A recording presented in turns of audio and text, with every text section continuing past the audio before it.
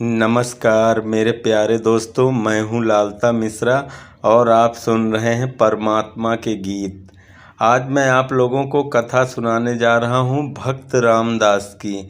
मेरे प्यारे दोस्तों, दक्षिण भारत में गोदावरी नदी के किनारे पर एक गांव है कनकावती नगर।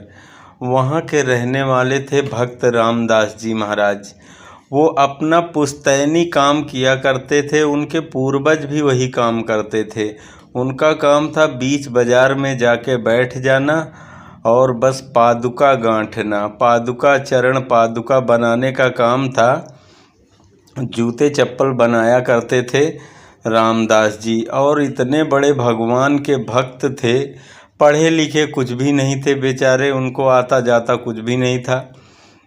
वहाँ से जब वो अपने काम से वापस लौटते थे और इतना ही कमाते थे जितना में उनका परिवार का भरण पोषण हो जाए। परिवार में 3 लोग थे, रामदास जी, उनकी पत्नी और एक पुत्र था। तो प्रेम से रहते थे। जब रामदास जी पूरा दिन बाजार में काम करके घर लौटते थे तो शाम को वहीं पास में ठाकुर जी का मंदिर था। रामदास जी की नित्य प्रक्रिया थी कि वो डेली जब काम से लौटते थे तो एक बार ज़रूर मंदिर जाते थे। मंदिर में जाते थे, वहाँ हमेशा वहाँ के जो संत भक्त वैष्णव जन थे वो सारे अपना पूरा दिन रात वहीं पे सत्संग, भजन, कीर्तन, कथा यही सब चलती रहती थी। तो रामदास भी अपना एकांत में जाके बैठ जाते, चुपचाप सबसे पीछे बैठते थे और डरते भी थे बेचारे कि कहीं संत जन, वहाँ के वैष्णव जन उनको भगा न दे मंदिर से। वो जात के बेचारे चर्मकार अपना पीछे बैठते थे और बैठते नहीं थे, दंडवत प्रणाम मुद्रा में लेट जाते थे और चुपचाप वहीं लेटे लेटे सुनते रहते थे। कथा समझ में तो आती नहीं थी, वो जो सुनाते थे बस उन्हीं का मुंह देखते रहते थे। और जब कीर्तन होता, भजन होता तो उठ के नाचने लगते, खूब बढ़िया नाचते वहीं पे भजन कीर्तन में। और उस कीर्तन में गाया जाता था कि हे प्रभु मैं जैसो तैसो तेरो, द्वार पड़ा नैया पार लगा दे मेरो। बहुत ऐसी लंबी भजन थी। वो लोग सत्संग जन गाते वहाँ पे सत्संग में, पर जो रामदास थे तो उनको तो कुछ आता नहीं था, इसलिए भजन तो याद नहीं हो पाती थी, पर 2 लाइन याद कर लिया था कि हे प्रभु मैं जैसो तैसो तेरो। इतना ही याद कर लिया था, बस इसी को रटते रहते थे हमेशा। अपनी दुकान लेके जाते, बाजार में बैठे रहते, तो वहाँ भी जब भी याद आ जाता उनको ठाकुर जी की तो बस एक ही बात कहते, हे प्रभु मैं जैसो तैसो तेरो। और परमात्मा के लिए इससे ज़्यादा और क्या चाहिए। जो कह दे परमात्मा के सामने, हे प्रभु मैं जैसा हूँ, जैसा भी हूँ, बस तेरा हूँ, तेरा हूँ और कुछ भी नहीं। इससे बड़ा कोई मंत्र नहीं, इससे बड़ी कोई साधना नहीं, इससे बड़ी कोई तपस्या नहीं, इससे बड़ा मन का कोई भाव नहीं। जो व्यक्ति कह दे हे प्रभु मैं जैसा हूँ तेरा हूँ, और इससे ज़्यादा और क्या चाहिए परमात्मा को। परमात्मा तो केवल भाव के भूखे होते हैं। प्रसन्न हो गए रामदास के ऊपर ठाकुर जी। अब तो प्रेम से रामदास जी अपना रोज का उनका नियम था, कोई काम करे या ना करे लेकिन शाम के समय वो सत्संग में ज़रूर जाके बैठ जाते और कथा सुनते। जब भी वहाँ भजन कीर्तन होता तो प्रेम से नाचते गाते वहीं पे मस्त रहते रामदास जी।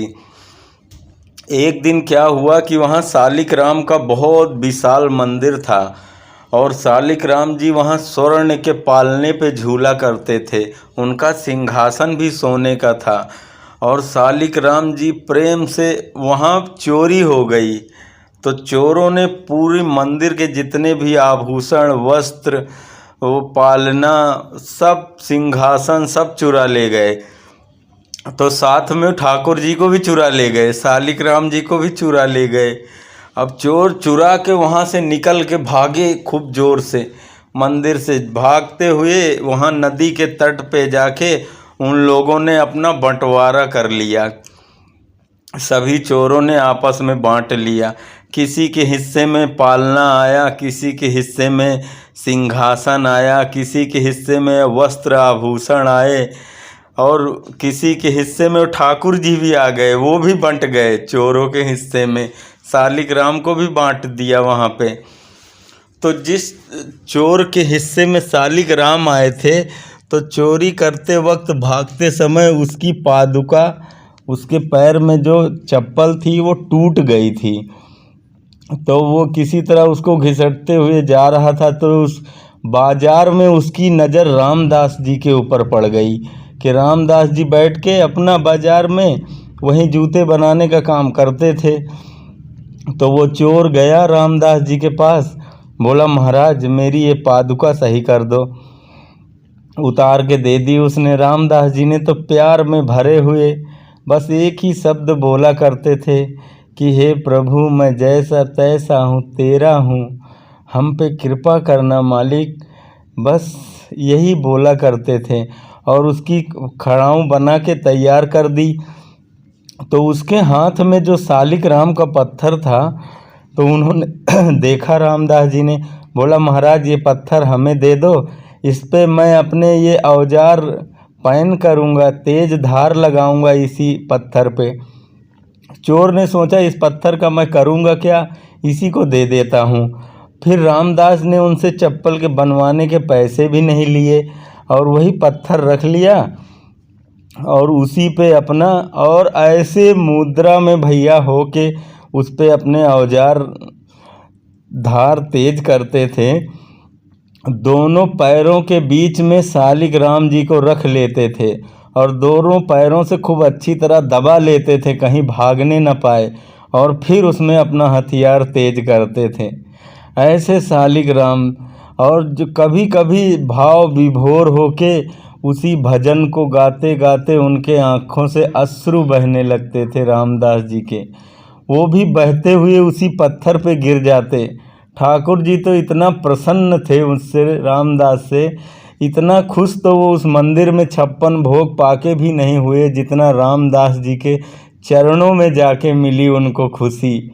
ऐसी खुशी पाके ठाकुर जी तो मस्त हो गए थे। एक दिन की बात है भैया, वहाँ पे एक ब्राह्मण देवता आए अपनी चप्पल सही करवाने के लिए। उनके जूते टूट गए, वो लेके आए अपनी खड़ाऊँ, रामदास जी को दे दिया, बोला महाराज ये टूट गई, इसको सही कर दो।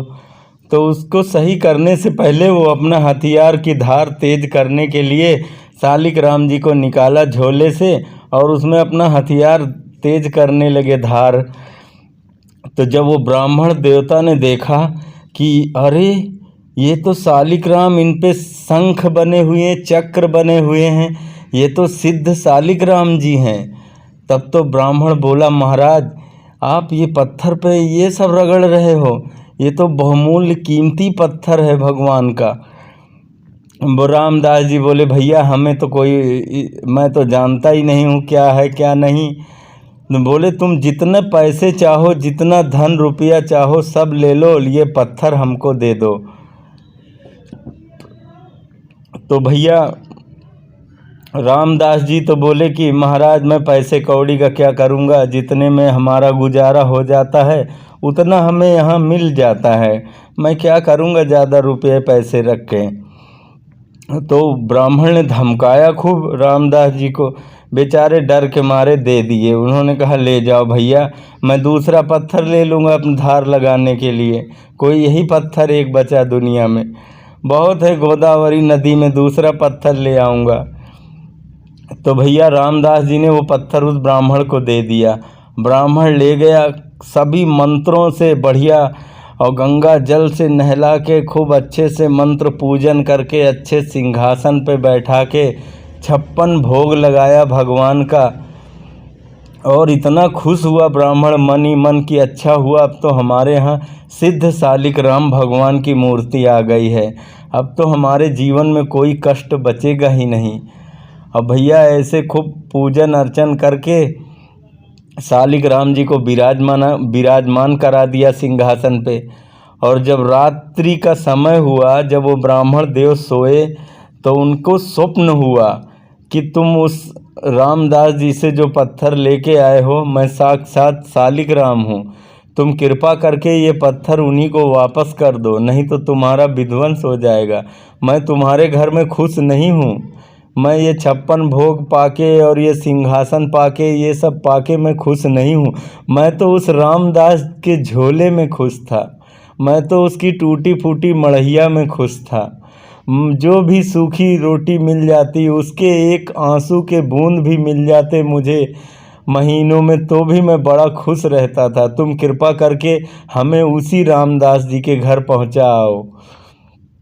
अब तो ब्राह्मण बड़ा आश्चर्य में पड़ गया कि इतने जन्म बीत गए मेरे साधना करते हुए, भगवान की पूजा तपस्या करते हुए, आज तक तो कभी बोले नहीं, पर धन्य है वो रामदास जिनके घर जाने के लिए प्रभु स्वयं मुझसे बात करने के लिए आए।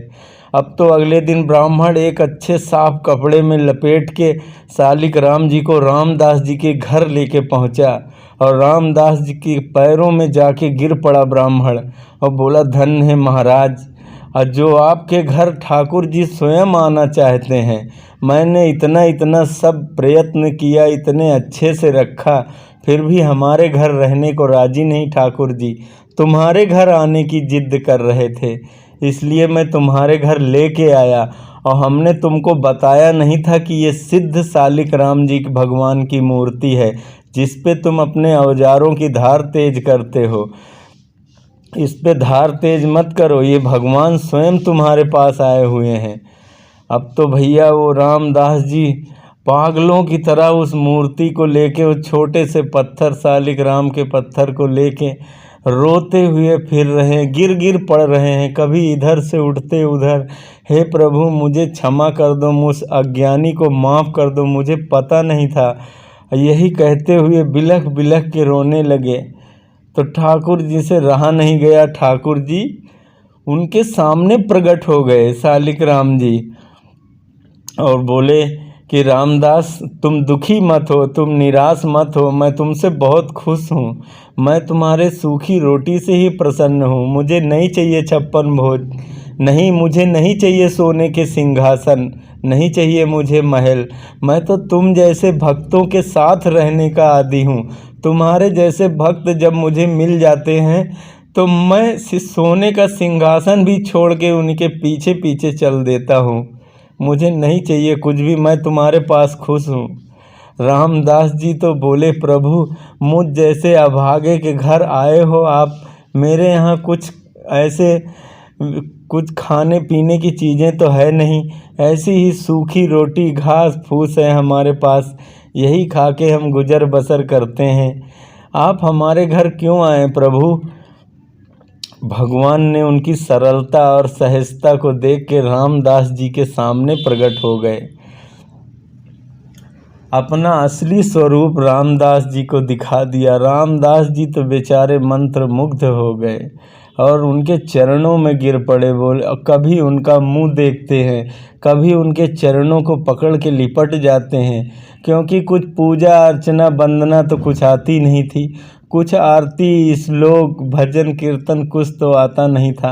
बस 2 ही शब्द आते थे कि हे प्रभु, मैं जैसा तैसा हूँ, तेरा हूँ, बस इतना ही कह पाते थे। भगवान उनकी सरलता देख के उनके सामने प्रकट हो गए, उनको दर्शन दिए।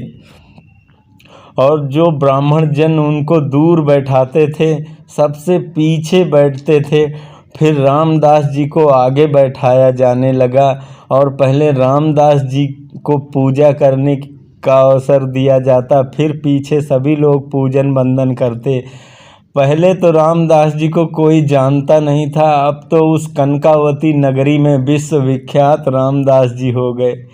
भगवान अगर चाहते हैं तो अपने भक्तों की महिमा को ऐसे बढ़ा देते हैं, चारों तरफ फैला देते हैं। ये तो उस परमात्मा की मर्जी, न जाने किस गुण पे दयानिधि रीझ जाते हैं।